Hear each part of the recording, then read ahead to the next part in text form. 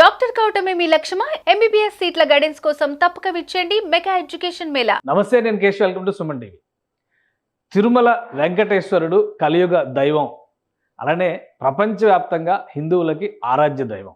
అయితే తిరుమలలో గత 5 ఏళ్లలో జరిగినటువంటి అక్రమాలపైన కొత్త ప్రభుత్వం ఏర్పడినప్పటి నుంచి కూడా విస్తృతమైన చర్చ నడుస్తున్నటువంటి పరిస్థితి.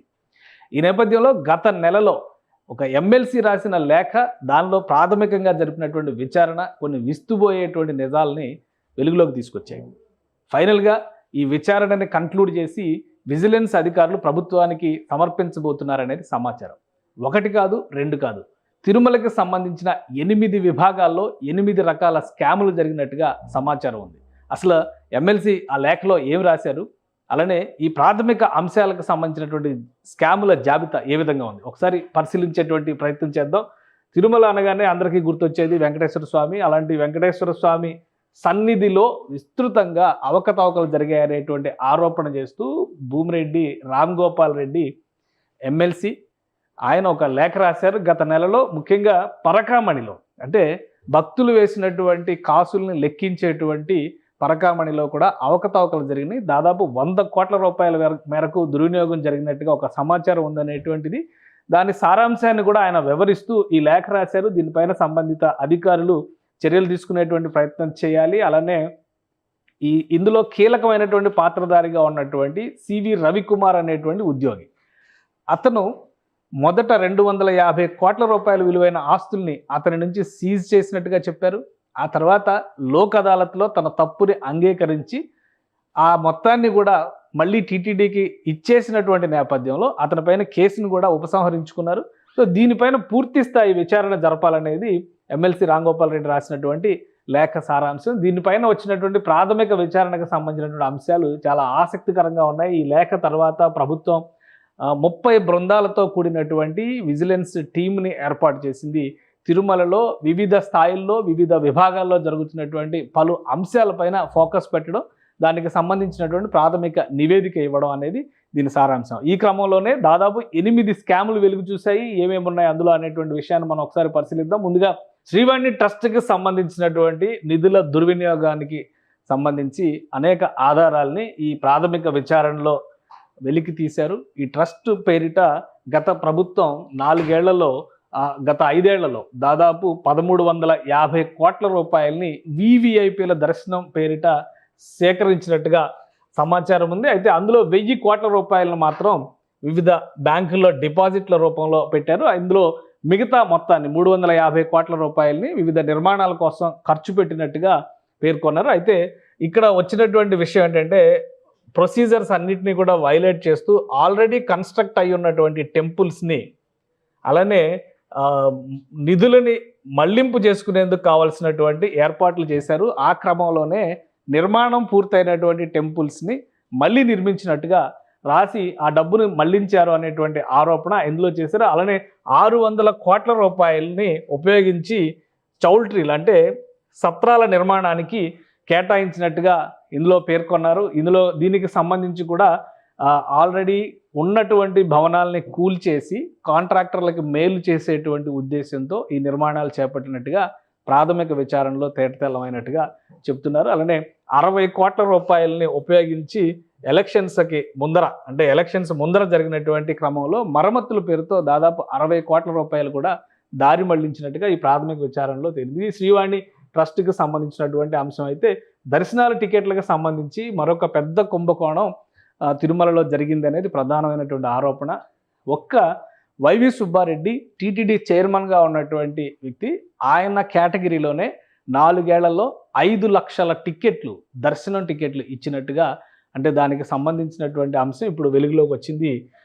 వైవి సుబ్బారెడ్డి చైర్మన్ కోటా కింద last 4 years of his tenure given 5 lakhs tickets. అయితే ఈ టికెట్లకు సంబంధించి ఎవరికి ఇచ్చారు, ఎవరి పేర్ల మీద పెట్టారు అనేటువంటి డేటా ఏమీ లేవు. ఇవన్నీ కూడా బ్లాక్ మార్కెట్లో విక్రయించినట్లుగా అనుమానాలు వ్యక్తం చేస్తున్నారు.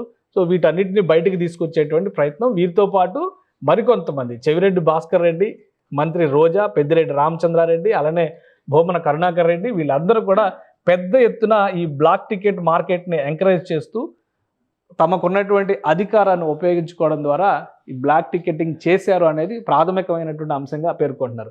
మరొకటి ఇంజనీరింగ్ వర్క్స్కి సంబంధించి టెండర్స్ వైలేషన్స్ పైన కూడా విస్తృతమైనటువంటి కుంభకోణాలు జరిగినట్టుగా పేర్కొంటున్నారు. అందులో ప్రధానమైనది శారదాపీఠం చుట్టూ నడుస్తున్నటువంటి ఉచ్చు. ఎందుకంటే అక్కడ ఏం జరిగింది అనేటువంటి అంశాన్ని కూడా ఇక్కడ వెల్లడించారు. ఎందుకంటే తిరుమలలో ఉన్నటువంటి మఠాలకు సంబంధించి 2, 3, 5 కోట్ల రూపాయల చొప్పున నిర్మాణాలకు సంబంధించి నిధులు ఇచ్చేటువంటి విరాళాలు ఇచ్చేటువంటి అవకాశం ఉంటుంది. దీన్ని ఉపయోగించుకోవడం ద్వారా ప్రొసీజర్స్ని వైలేట్ చేసి అప్పటి ఈవో వ్యవహరించినటువంటి శైలి వలన పెద్ద ఎత్తున దుర్వినియోగం జరిగిందనేది ప్రధానమైనటువంటి ఆరోపణ. అదే క్రమంలో శారదాపీఠంకి సంబంధించి జరిగినటువంటి అవకతవకలను కూడా ఈ ప్రాథమిక విచారణలో నిర్ధారించారు. ఎందుకంటే 5,000 చదరపు గజాల స్థలానికి సంబంధించి పర్మిషన్ తీసుకొని 15,000 చదరపు గజాల్లో శారదాపీఠం నిర్మాణాలు చేసినట్టుగా ప్రాథమికంగా తేలింది. మిగిలిన 10,000 చదరపు గజాలకు సంబంధించి కూడా విజిలెన్స్ పర్మిషన్ ఇస్తే దానికి సంబంధించిన మొత్తాన్ని చెల్లించడానికి కూడా శారదాపీఠం సంసిద్ధంగా ఉంది అనేటువంటి ఒక అర్జీ కూడా పెట్టినట్టుగా ఈ విచారణలో తేలింది. అంటే 5,000 గజాలకు సంబంధించి పర్మిషన్ తీసుకుని 15,000 గజాల్లో ఈ నిర్మాణాలు చేపట్టారు.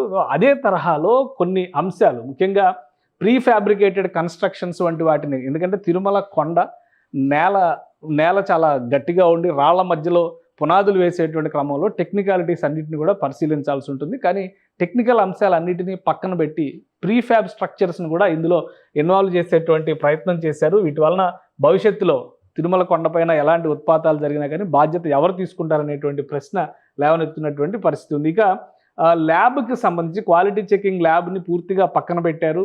12 లారీల లోడ్ వచ్చిందని రాస్తే అందులో 10 లారీలు మాత్రమే ఉన్నటువంటి లెక్కలు ఉన్నాయనేటువంటి విషయం కూడా తేలింది. అదే క్రమంలో నిత్యావసరాలకు సంబంధించి, అంటే తిరుమల ప్రసాదాలు చేసేందుకు కావాల్సినటువంటి నిత్యావసరాల విషయంలో కూడా ఒక భారీ కుంభకోణం ఉన్నట్టుగా ప్రాథమికంగా తేలింది. అది ఏ విధంగా అనేటువంటి విషయాన్ని కూడా ఇక్కడ ఎక్స్ప్లెయిన్ చేశారు. ఉదాహరణకి జీడిపప్పు cashew price for 200 kg 200 rupees, they purchase only 1000 kgs, like where they order 1 ton when the price hits 400 rupees and above.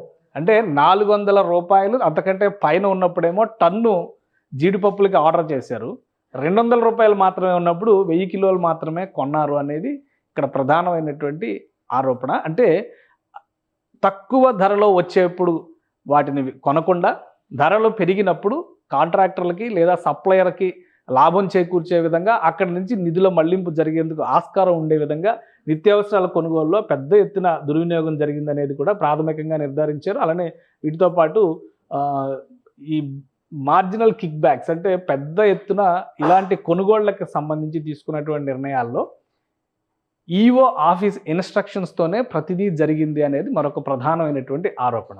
అలానే వాటికి సంబంధించి ఆధారాలతో సహా కొన్ని ఫిర్యాదులు వచ్చినటువంటి సందర్భంలో కూడా ఎవరో పట్టించుకున్నటువంటి పరిస్థితి లేదు. దీనికి సంబంధించి మధ్యలో మాజీ చీఫ్ సెక్రటరీ కొంతకాలం ఈఓగా బాధ్యతలు కూడా తీసుకున్నటువంటి జవహర్ రెడ్డి గారికి ఫిర్యాదులు చేసినా కానీ దానిపైన రియాక్ట్ కాలేదు. అందులో ప్రధానమైనటువంటి మరొక అభియోగం ఏంటంటే గోవిందరాజుల ఆలయం దగ్గర నిర్మించినటువంటి సత్రం 20-30 కోట్లు ఖర్చు పెడితే రిపేర్ చేయొచ్చు అని తిరుమల ఇంజనీరింగ్ విభాగం నివేదిక ఇస్తే దాన్ని పూర్తిగా కూలగొట్టి 300 కోట్ల రూపాయలు ఖర్చు పెట్టి కొత్త భవనాన్ని నిర్మించాలి అనేటువంటి నిర్ణయాన్ని అప్పటి అధికారులు ఈఓ సూచనల మేరకు తీసుకున్నట్టుగా ప్రాథమికంగా విచారణలో తేలింది. సో ఇది కూడా ఒక కీలకమైనటువంటి అంశం అయ్యే అవకాశం ఉంది. అలానే ఎంప్లాయ్మెంట్కి సంబంధించి కూడా కుంభకోణాలు జరిగినాయి. కాంట్రాక్ట్ ఉద్యోగుల నియామకాల్లో పెద్ద ఎత్తున అధికార దుర్వినియోగం జరిగింది. అప్పటి ఈఓ తనకు నచ్చిన విధంగా రూల్స్ అన్నిటిని కూడా ఫ్రేమ్ చేసుకుని మార్చారు. అందుకు ఒక ఉదాహరణ కూడా చెప్పారు. తిరుమల పరిధిలో డాక్టర్ పొజిషన్కి అపాయింట్మెంట్ చేయాలంటే నర్సింగ్ క్వాలిఫికేషన్ ఉన్న వ్యక్తిని అపాయింట్ చేసి ఉపయోగించినటువంటి పరిస్థితి ఉందని కూడా ప్రాథమిక విచారణలో తేలింది. అలానే అనేక కాంట్రాక్టు పోస్టులకు సంబంధించిన నియామకాల్లో పెద్ద ఎత్తున నగదు చేతులు మారినట్టుగా కూడా ఆరోపణలు అందుతున్నాయి. సో వీటన్నిటిపైన సమగ్ర విచారణ విజిలెన్స్ టీం చేయబోతుంది. ఇక పరకామణికి సంబంధించినటువంటి కుంభకోణం చాలా ముఖ్యమైనటువంటిది. పరకామణిలో ఒక ఆర్వి రవికుమార్ అనేటువంటి ఒక ఎంప్లాయీ, ఆయన అందులో నిధుల లెక్కింపులో బాధ్యత తీసుకునేటువంటి వ్యక్తి. అయితే అమెరికన్ డాలర్స్ దగ్గర నుంచి బంగారు పూసలు, బంగారానికి సంబంధించినటువంటి భక్తులు ఇచ్చినటువంటి కానుకలు చాలా వరకు ఆయన దారి మళ్లించినట్టుగా తేలింది. దాదాపు 250 కోట్ల రూపాయల ఆస్తులు ఆయన పేరు మీదే ఉన్నట్టుగా కూడా ప్రాథమిక విచారణలో 2023లో వచ్చినటువంటి కంప్లైంట్లో తేలింది. అయితే దీన్ని చాలా తెలివిగా అప్పటి ఈవీ దారి మళ్లించారు అనేటువంటి విమర్శలు ఎదురవుతున్నాయి. లోక్ అదాలత్ ద్వారా తన తప్పుని అంగీకరిస్తున్నట్టుగా రవికుమార్ ఆస్తులన్నిటిని కూడా టీటీడీకి జమ చేస్తున్నట్టుగా ఒక అంగీకార పత్రాన్ని రాయించారు. అయితే అవి కూడా పూర్తిగా టీటీడీకి చేరలేదు అనేటువంటి విమర్శ ఉంది. ఈ నేపథ్యంలో అతనికి క్లీన్ చిట్ ఇచ్చి, ఎందుకంటే పోయిన సొత్తు రికవరీ చేశారు కాబట్టి కేసు కొట్టేశారు. ఇది ఒక కొత్త సూత్రం అనమాట. దొంగతనాలు చేసిన వాళ్ళు ఎవరైనా కానీ మేము దొంగతనం చేసామనేటువంటి మాట చెప్పి ఆ సొత్తును అప్పగించేస్తే కేసు కొట్టేయచ్చు అనేటువంటి ఒక కొత్త రీతిని అక్కడ ఉన్నటువంటి ఈవో, అప్పుడు ఉన్నటువంటి ఈవో ఇతర అధికారుల సమన్వయంతోనే ఈ వ్యవహారం అంతా నిర్వహించారు. అలానే అతను ఇచ్చినటువంటి రిటర్న్ చేసినటువంటి మొత్తాల్లో కూడా వాటాలు తీసుకున్నారనేటువంటి ఆరోపణలు వినిపిస్తున్నాయి. దీనికి సంబంధించి స్థానిక పోలీసులు కూడా భాగస్వాములే అనేటువంటి దానికి సంబంధించిన ఆధారాలను కూడా విజిలెన్స్ శాఖ సేకరించబోతుంది. సో మొత్తంగా ఈ 8 రకాల విభాగాలకు సంబంధించినటువంటి ఆరోపణలు టీటీడీకి సంబంధించినటువంటి అంశాల్లో వెలుగు చూస్తున్నాయి. సో వీళ్ళపైన చర్యలు తీసుకోవాలని గతంలో జవహర్ రెడ్డి ఆధ్వర్యంలో ఉన్నటువంటి టీంకి రిప్రజెంటేషన్స్ ఇచ్చినా కానీ ఎవరో పట్టించుకోలేదు. ఇప్పుడు విజిలెన్స్ ఎంక్వైరీని పూర్తి స్థాయిలో నిర్వహించడం ద్వారా విజిలెన్స్ అధికారులు అలానే ప్రభుత్వం సిబిసిఐడి ద్వారా కూడా కొన్ని అంశాల విషయంలో పెద్ద ఎత్తున నిధుల దుర్వినియోగం జరిగినటువంటి అంశాలు ఉన్నాయి. కాబట్టి పూర్తి స్థాయి ఎంక్వైరీ చేసిన తర్వాత శ్రీవారి ఆస్తులను కాపాడేందుకు కావాల్సినటువంటి చర్యలు తీసుకోవాలనేటువంటి విజ్ఞప్తిని భక్తులు చేస్తున్నారు. ఎమ్మెల్సీ ఇచ్చిన ఫిర్యాదు మేరకు మొత్తం తేనె తుట్టే కదులుతున్నటువంటి పరిస్థితి, తిరుమల కేంద్రంగా జరిగినటువంటి అరాచకాలని వెలుగులోకి తీసుకొస్తున్నటువంటి వాతావరణం ఉంది. దీనిపైన కొత్త ప్రభుత్వం ఏ విధంగా వ్యవహరించబోతుంది, సంబంధిత వ్యక్తులపై ఎలాంటి చర్యలు తీసుకోబోతుంది అనేది ఆసక్తికరమైనటువంటి అంశంగా కనిపిస్తోంది. సుమన్ టీవీలో మీ పర్సనల్ అండ్ బిజినెస్ ప్రమోషన్స్ కోసం కింది నెంబర్కి కాంటాక్ట్ చేయండి.